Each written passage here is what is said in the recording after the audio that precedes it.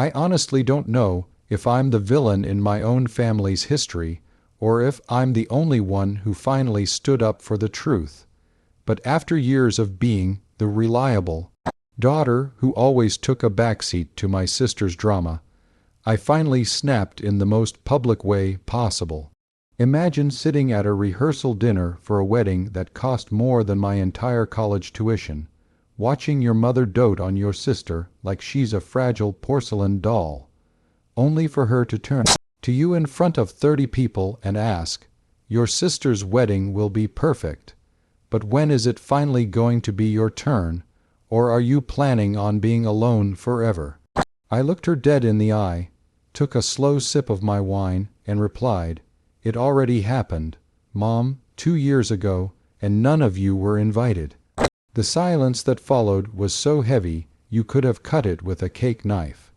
And now my phone is blowing up with insults while my sister claims I ruined her sacred month.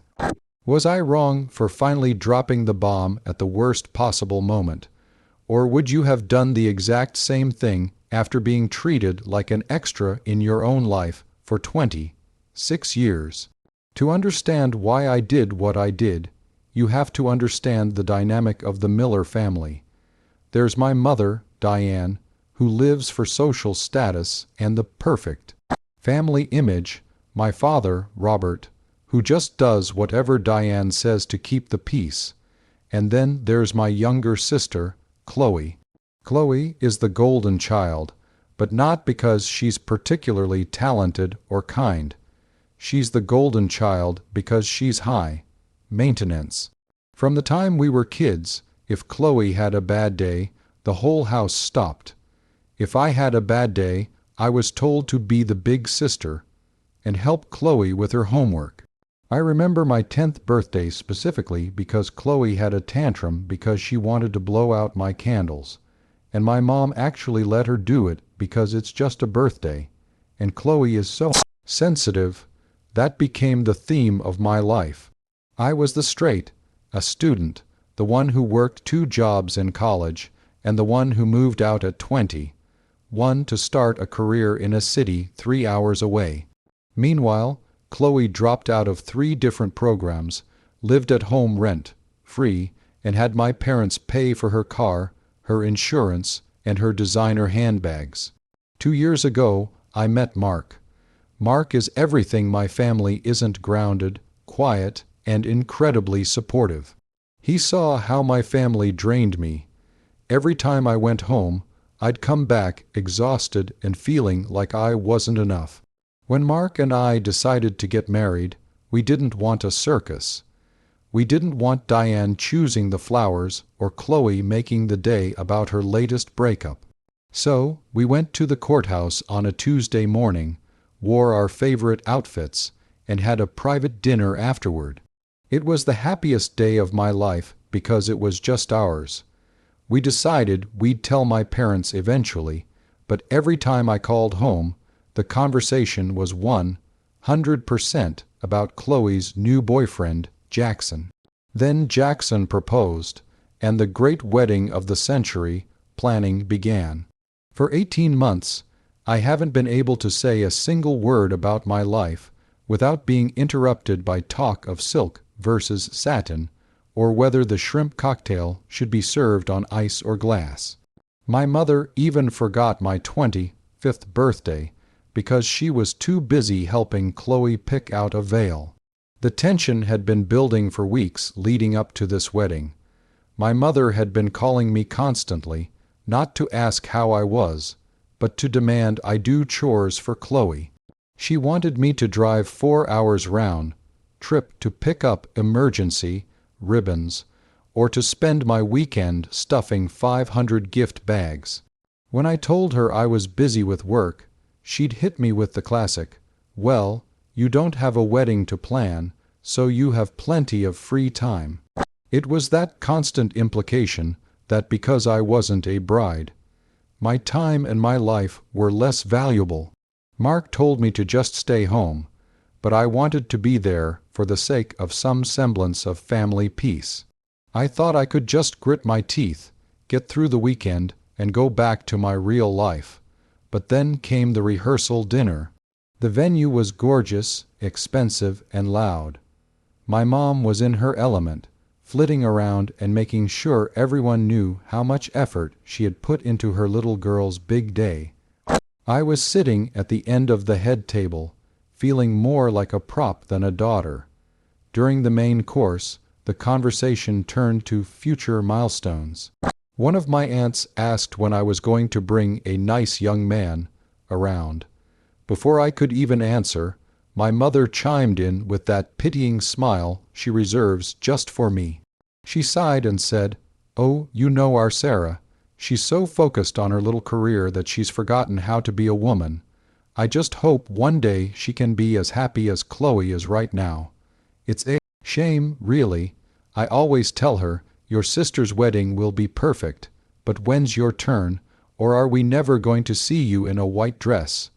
Now, I want to stop right there. I want you to really think about that feeling of being belittled in front of everyone you know.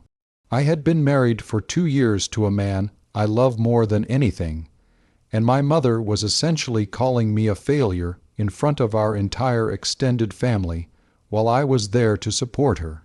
So, before I tell you exactly how I dropped the news and the absolute chaos that erupted at that table, I want you to pause and comment below. If you were sitting there, having your marriage erased and your life insulted, would you have kept quiet to save the wedding, or would you have set the record straight right then and there? Tell me what you would have done in my shoes.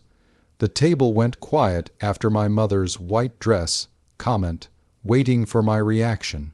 I felt Mark's hand on my knee under the table, a silent support, but I was done being supported in secret. I put my fork down, looked my mother directly in the eyes, and I didn't whisper. I spoke clearly enough for the entire table to hear. I said, "Actually, Mom, it already happened. 2 years ago. Mark and I have been married since the spring of 2024. I didn't wear a white dress because I didn't need a costume to feel like a wife. And I didn't invite you because I knew you'd find a way to make it about Chloe's mood or your flower preferences." The silence was deafening. You could literally hear the air conditioning humming in the room. My mother's face went from a smug smile to a ghostly white, then a deep, angry purple.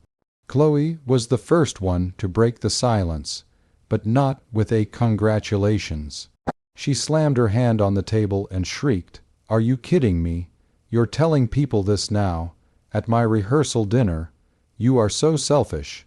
You're trying to steal my spotlight." My mom finally found her voice and started hysterically crying, not because she was sad, she missed my wedding, but because of the humiliation of not knowing. She started yelling about how I was a liar, how I had betrayed the family, and how could I be so cruel to do this to Chloe on her special weekend. My dad just sat there looking at his plate, refusing to meet my eyes. I didn't back down. I told them that I hadn't seen a reason to share my joy with people who only saw me as a backup character or a personal assistant. I told them that the only reason they didn't know was because they never bothered to ask a single question about my life that didn't involve how I could serve them.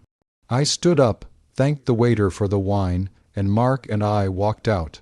We didn't stay for the wedding.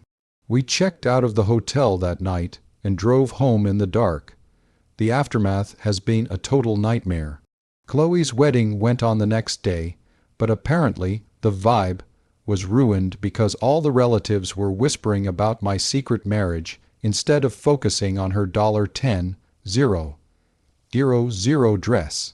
My mother has sent me dozens of texts calling me a narcissistic sociopath and saying I've broken her heart. My sister is demanding that I pay for half the wedding costs as reimbursement for ruining her memories. But honestly, I've never felt lighter. For the first time in my life, the truth is out there. I don't have to pretend I'm waiting for a life that I've already built for myself. My husband and I are currently looking at houses in a different state, and I've blocked my mother and sister on everything. They wanted a perfect wedding, and they got it. They just didn't get to keep using me as their punching bag to make themselves feel better. Looking back, I realize that some people will always see your boundaries as an attack.